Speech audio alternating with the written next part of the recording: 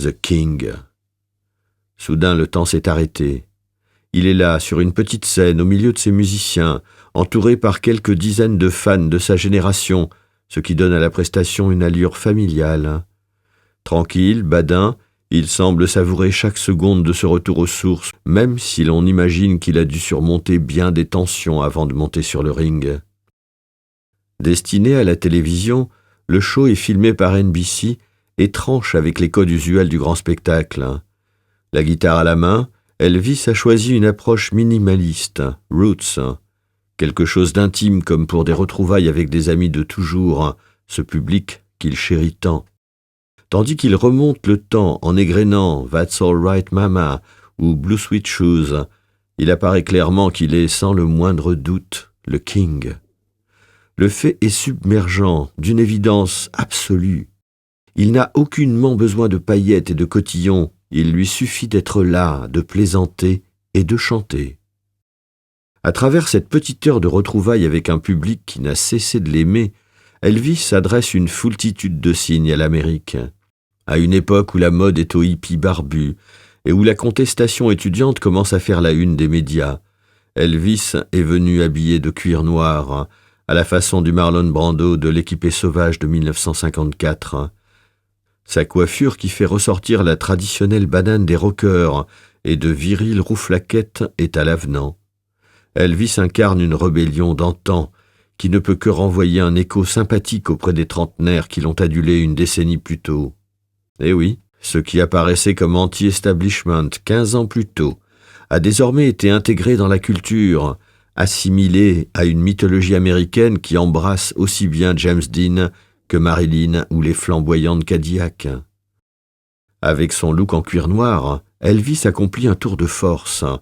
Il rassure une Amérique des années 60, inquiète par la montée du phénomène hippie et sa contestation des valeurs fondamentales du pays, tout en affichant une rébellion de jeunesse désormais rattachée à un passé affectionné, une époque qui, avec le recul, a gagné un charme indicible. Car dans le même temps, Elvis et ses comparses se démarquent pleinement des hippies. Scotty Moore, DJ Montana et ses autres accompagnateurs ont le cheveu court aux égards de la mode des jeunes. Et si le King apparaît encore incroyablement jeune, ses comparses s'apparentent plutôt à de bons pères de famille rangés. Avant tout, Elvis rayonne par sa seule présence. Le teint orangé, il impressionne par sa beauté physique, avec une peau immaculée, pleine de santé, quelque chose qui semble émaner d'une sorte d'Olympe. Ce demi-dieu est dans le même temps une personne sympathique, joviale, débordant de gentillesse et de simplicité, une personnalité qu'on ne peut qu'adorer. Et puis il y a cette voix venue des cieux, il suffit qu'il démarre « It's the one for the money, two for the show » pour qu'aussitôt chacun soit conquis. Le King est le King, le roi du paradis. Au passage, Elvis expédie ses compétiteurs du jour en quelques mots ultra brefs. D'un simple commentaire, entre deux chansons, comme pour montrer qu'il n'est pas collé aux années 50, il jette « J'aime bien les nouveaux groupes » et cite alors deux d'entre eux, les Beatles et les Byrds. Et voilà. Les quatre garçons de Liverpool ont beau dominer les charts et enthousiasmer les foules, ils sont juste un nouveau groupe.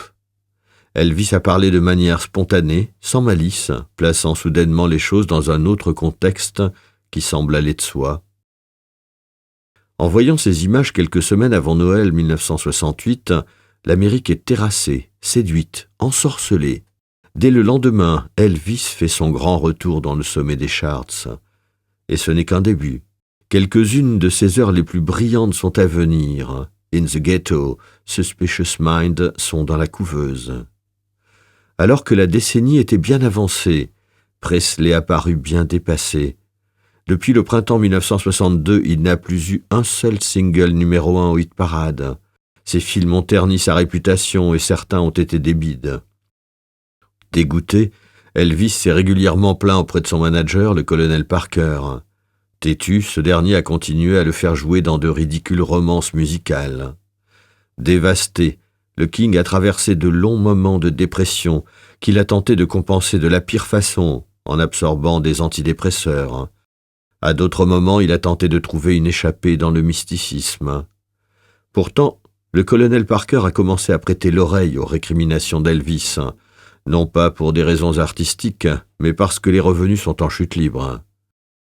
Un nouveau contrat est signé, par lequel il est indiqué que Parker va toucher jusqu'à 50% des revenus d'Elvis dans certaines conditions. De quoi l'aiguillonner? Guitarman, le sursaut. Un sursaut est survenu durant le mois d'août 1967. Elvis venait d'entendre une chanson écrite par un guitariste country hyper talentueux, Jerry Reed. Elle s'appelle Guitarman et se distingue par un jeu de guitare acoustique impressionnant. En septembre, à Nashville, Elvis s'est entouré de plusieurs musiciens de haut niveau, dont Jerry Reed lui-même, seul capable de restituer tel quel ses incroyables acrobaties à la guitare, mais aussi le saxophoniste Boots Randolph Young et aussi Charlie McCoy, qui excelle à l'harmonica. Elvis a enregistré plusieurs titres sans concession qui vont figurer parmi les meilleurs de sa carrière. Guitarman, US Mail, Big Boss Man. Il chante de manière virile, soutenu par une rythmique country rock irréprochable. À chaque fois, les parties de guitare de Jerry Reed forcent l'admiration. Le seul souci qu'a rencontré le management d'Elvis, c'est que Jerry Reed a refusé d'entrer dans la combine imposée par Tom Parker et donc de partager les droits de ses chansons. Coincé, le manager a dû se plier à ses exigences. Après des années d'errance, les fans ont disposé de 3 singles qui s'apparentent à de la haute couture, avec un son dans l'air du temps. Par ailleurs, comme à chaque fois que le King opère dans son registre naturel, il excelle. Pourtant, la déconvenue a été au rendez-vous. Malgré le haut niveau de ses singles, aucun n'a fait mouche. Big Boss Man a plafonné en 38e position, alors que de vastes espoirs reposaient dessus. Guitarman n'est monté que jusqu'à la 43e place. US Mail, dont la sortie a été précipitée, n'a fait qu'une faible percée dans le top 30. Serait-il déjà trop tard pour le King? Le lien qui l'unissait à des millions de fans aurait-il été rompu? Une présence qui vaut tous les artifices. L'année 1968 s'apparente toutefois à une libération. Son contrat avec la MGM expire. Le temps des navets hollywoodiens est voué à s'achever. C'est alors que l'opportunité d'un show télévisé s'est présentée. NBC propose à Elvis d'apparaître dans une émission de fin d'année. Tom Parker saisit l'occasion au vol et rêve de voir le chanteur interpréter des hymnes de Noël, dans la lignée des rôles simplés que le chanteur a dû jouer sur le grand écran. Or, le producteur retenu pour son émission, Steve Binder, est un anticonformiste qui ne s'en laisse pas aisément compter. Lorsqu'il voit Elvis répéter tranquillement avec ses musiciens, il vient à l'esprit de Binder que c'est ainsi qu'il doit se présenter, tel qu'il est. Aucun artifice n'est nécessaire. La seule présence d'Elvis suffit à captiver une audience. Binder a donc la sage idée de lui proposer une sorte de retour aux sources, un concert intimiste en compagnie d'un public restreint, un seul mot d'ordre, qu'il soit lui-même. En dépit des protestations du colonel Parker, Binder tient bon, épaulé par Elvis qui sent qu'il tient là l'occasion tant espérée. Conscient de jouer son va-tout, le chanteur travaille durement, bien décidé à reconquérir ce public qu'il aime tant et qui lui a tant manqué. Tout excité, Elvis ira jusqu'à lâcher à un moment donné « Steve, plus jamais je ne chanterai une chanson dans laquelle je ne crois pas, plus jamais je ne tournerai dans un film auquel je ne crois pas. » Désavoué par la NBC qui soutient Steve Binder, le colonel Parker va avaler la couleuvre. Ses tentatives de s'opposer à ce qu'il perçoit comme un show improvisé sans fil conducteur n'aboutissent pas. Durant les répétitions, Elvis dévoile une voix qui n'a rien perdu de sa magie et qui rappelle ses flamboyants débuts. Juste avant l'enregistrement en public, Elvis manifeste une nervosité palpable et va jusqu'à dire à Binder « Et si personne ne m'aimait ?» Pourtant, dès qu'il arrive sur la scène, il se décontracte et son charme naturel reprend le dessus. Le TV spécial fait apparaître un Elvis comme on ne l'attendait plus, rocker fougueux, vêtu de cuir, À plusieurs reprises, il se moque de lui-même. L'audience est conquise.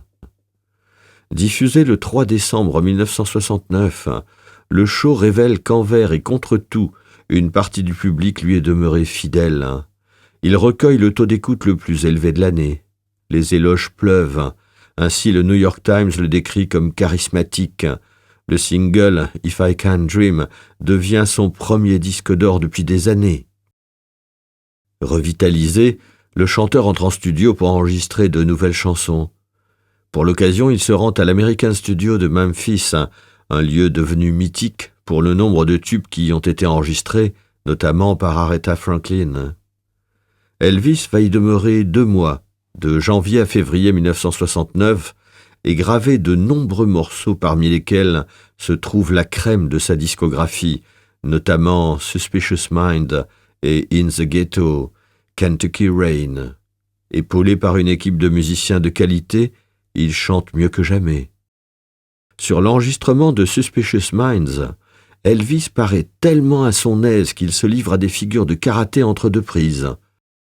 Le guitariste Reggie Young développe un riff qui va entrer dans la légende. Un souci survient pourtant, car le producteur Chips Moman refuse catégoriquement, tout comme Jerry Reed 1 an plus tôt, de partager les droits de Suspicious Mind avec le management éditorial d'Elvis. Une fois n'est pas coutume, Elvis cloue le bec à Parker en déclarant qu'il ne laissera aucunement un conflit d'édition empêcher la sortie d'une chanson qu'il adore.